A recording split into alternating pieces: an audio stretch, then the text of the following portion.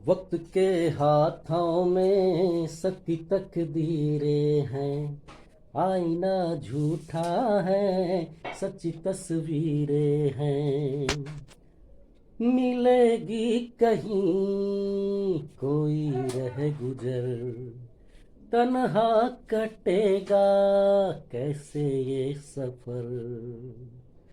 कोई न जाने मगर जीने की यही रीत है। साझ की जरूरत है जैसे, साझ की जरूरत है जैसे, मौसीकी के लिए। बस भाई, भक्त के लिए भगवान का आशीर्वाद अति जरूरी है, यही समझिए इस ब्लॉग के माध्यम से। और उसके लिए भक्त होने का जो कहते हैं ना, भक्त होने का जो क्वालिफिकेशन, क्या क्वालिफिकेशन, आप सरल हो जाइए, मन में छल प्रपंच मत रखिए, किसी के प्रति द्वेष दर्शन मत कीजिए। अगर कोई आपके साथ अच्छा व्यवहार नहीं करता है तो कोई बात नहीं, अपने को वहाँ से दूर रखिए, अपने कर्तव्यों पे ध्यान दीजिए। सांसों की ज़रूरत है जैसे ज़िंदगी के लिए, बस एक सनम चाहिए आशिकी के लिए। अब इसका अर्थ देखिए, सनम किसको कहते हैं? एक उर्दू लफ्ज़ है, कहते हैं जो आपको प्राणों से प्रिय हो जाए, जो आपके प्रति जो है वो कोमल स्वभाव रखे और आपका हित चाहने वाला हो, न कि अपनी स्वार्थ पूर्ति करने वाला हो।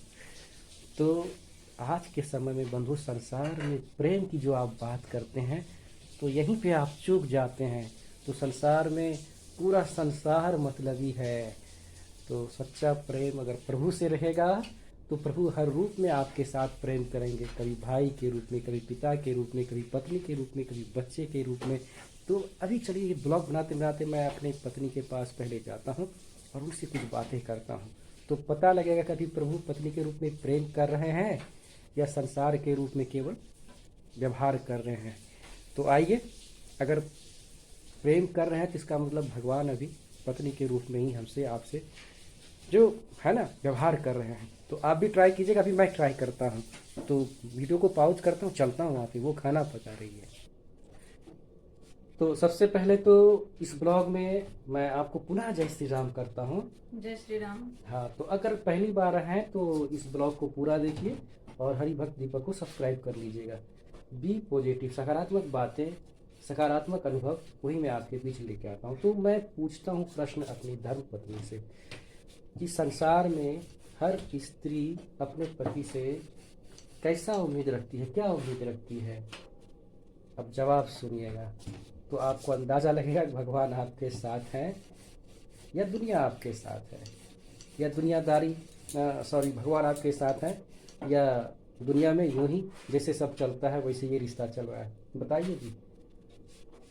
प्रश्न आपने सुना? जी। प्रश्न ये था कि एक पत्नी को पति से क्या उम्मीद रहता है? उम्मीद यही है कि मेरा पति, बेटा, जितने परिवार है मेरे घर का, सब खुशहाल रहे। अच्छा, तो बंधुओं, ये भी एकदम पॉजिटिव बात है, सकारात्मक बात है कि हमारी धर्मपत्नी का अभी जवाब है कि ये चाहती हैं कि घर में, परिवार में सब कोई खुशहाल रहे, सब कोई आनंद से रहे। तो समझिए, सपोर्ट तो मिल रहा है, तो भगवान की कृपा पत्नी रूप में भी हो रहा है। तो अब हमारा आपका क्या दायित्व है? अगर ये जवाब नकारात्मक होता तो हमारा कर्तव्य क्या था? हमारा कर्तव्य था कि हम प्रभु को भजें और अपने कर्तव्यों पे ध्यान दें, अपने कर्तव्यों का पालन करें। तो उनकी कृपा से फिर सब कुछ धीरे धीरे ठीक हो जाता है। वरना आप जितना उलझे हुए धागे को सुलझाने का कोशिश कीजिएगा वो और उलझता चला जाएगा। हरि व्यापत सर्वत्र समाना, प्रेम ते प्रगट होई मैं जाना। हरि व्यापक सर्वत्र समाना, प्रेम ते प्रगटे होई मैं जाना, प्रेम ते प्रगटे होई मैं जाना, ना मैं जानू आरती बंदन, ना पूजा कीरी। जब हृदय में सच्चा प्रेम ईश्वर के लिए उतरता है तो फिर वही पूजा हो जाता है, उसके लिए किसी रीति रिवाज विधान की आवश्यकता नहीं पड़ता। ऐसा तो बड़े बड़े संतों का मत है, गुरुजनों का मत है। और भगवत लीला में कई जगह भगवान ने इस प्रकार की लीलाएं भी की हैं। तो अपने सनातन ग्रंथ को जरूर पढ़िए, जरूर पढ़िए, जरूर पढ़िए और जीवन को आनंद से, पूरे जीवन के कर्म को पूजा का रूप बनाइए। और अपने कर्तव्य के प्रति अगर सजग नहीं होते हैं तो बंधुओं, कितनों हम चालीसा पढ़ लें, उसका जो फल है वो मिलेगा मरने के बाद परलोक में, लेकिन इस लोक में कोई परिवर्तन नहीं होने वाला है। विधि का जो विधान है, जो नियम है, जो सुख दुख का चक्र है वो होगा। लेकिन यदि आप भजन करते हैं तो विधि का नियम बदलते देखा।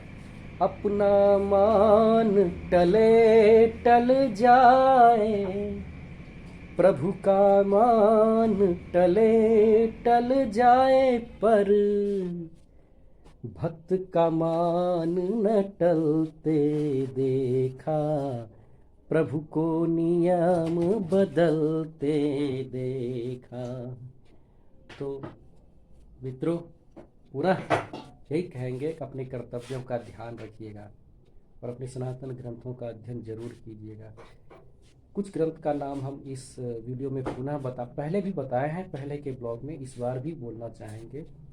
तो कुछ ग्रंथ जो मुझे स्मरण में है वो आपको मैं बता रहा हूँ, ध्यान दीजिएगा। पहला है श्री रामचरितमानस।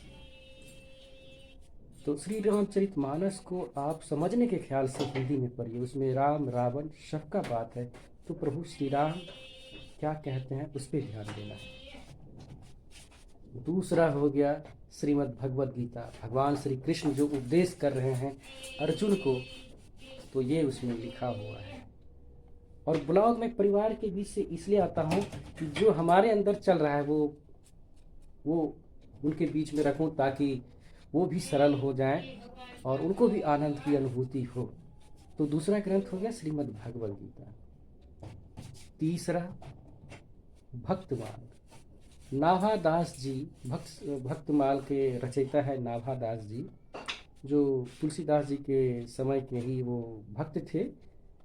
और नाभादास जी कृत भक्तमाल, और टीका उसमें है प्रियादास जी का। तो भक्तमाल आप ले लीजिएगा, भक्तमाल, जिसमें सतयुग से लेकर के 15वीं शताब्दी तक के कलयुग के भक्तों का वर्णन है, जिसमें भक्त के जीवन में कितनी परेशानियां आई, कैसी कैसी भगवान ने भक्त के साथ लीलाएं की, जो आपको जो है ना सुनने में, पढ़ने में बड़ा आनंद आएगा। आपको लगेगा जीवन में कोई कष्ट है ही नहीं। और ये तीसरा। चौथा हो गया विनय पत्रिका, बाबा तुलसीदास द्वारा रचित विनय पत्रिका। इसे कोशिश कीजिएगा खाली समय में पढ़ने का, पतली सी पुस्तक है, छोटी सी किताब है। मैंने तो अपने अब तक में 2 बार पढ़ा है। और पांचवा है श्रीमद् भागवत महापुराण। तो विशेष क्या, रसगुल्ला का स्वाद क्या बखाने, खाइए और किसी को खिला के देख लीजिए, अपने आप उनके चेहरे के एक्सप्रेशन से पता चल जाएगा कि बर्फी का क्या स्वाद है, रसगुल्ले का क्या स्वाद है। तो इन ग्रंथों को जब पढ़िएगा तो उसका असर अपने जीवन में दिखता है, परिवार में दिखता है। तो आप ना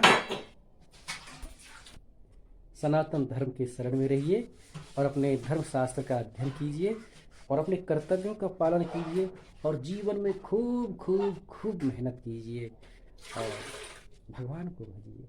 ऐसा कीजिए कि पूरा जीवन ही आपका जो दैनिक कार्य है वो भी पूजा बन जाए। प्यार नहीं है प्रभु से जिसको, प्यार नहीं है प्रभु से जिसको, वो मूर्ख इंसान नहीं, प्यार नहीं है प्रभु से जिसको।